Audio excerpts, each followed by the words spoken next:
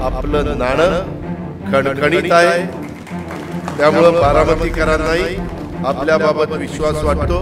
कधी नव्हे तर पवार मंडळी, पवार परिवार, परिवार म्हणण्यावर सगळे झाले। पवार परिवार जेवढं घालायला लागला आहे, वाढदिवसाच्या निमित्तानं बोलवायला लागला आहे, निवडणूक येईल तसे आपल्यात मतभेद निर्माण करण्याचा प्रयत्न केला जाईल, आपले खच्चीकरण करण्याचा प्रयत्न केला जाईल।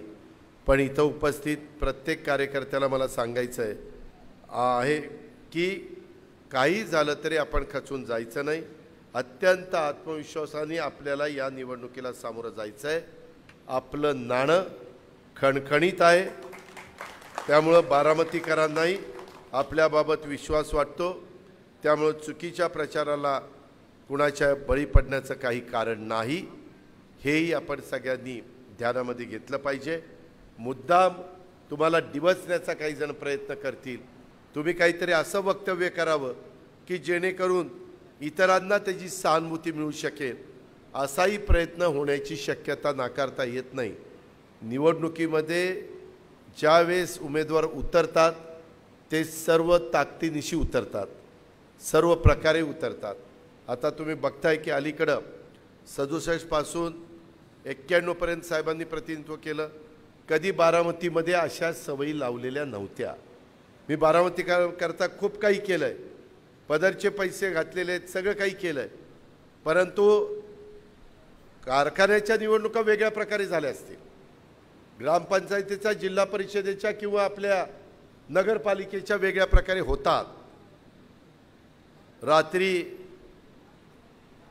दरवाजे उघडूनच बसलेले असतात, आम्ही जागा आहे बरं का, जागा आहे, आम्ही जागा आहे। त्याच्यामुळं किंवा खाकरून कुकरीन कोण आहे रे, मी आहे बघ आहे, त्याच्यामुळं माझ्या घरात 5 मतं आहेत, 5 मतं, हे असले प्रकार काही ठिकाणी चालतात।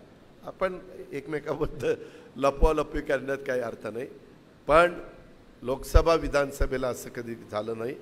परंतु आता कधी नव्हे तर पवार मंडळी, पवार परिवार, परिवार म्हणण्यावर सगळे झाले, पवार परिवार जेवढं घालायला लागला आहे, वाढदिवसाच्या निमित्तानं बोलवायला लागला आहे, वेगवेगळ्या पद्धतीनं नवरात्र, ईदचे कार्यक्रम, गणेशोत्सवाचे कार्यक्रम, मंडळं ह्या निमित्तानं वर्गणी द्यायला लागला आहे, भरभरून द्यायला लागला आहे।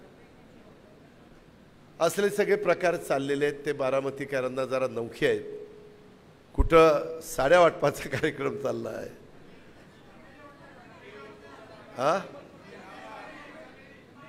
गमेली ते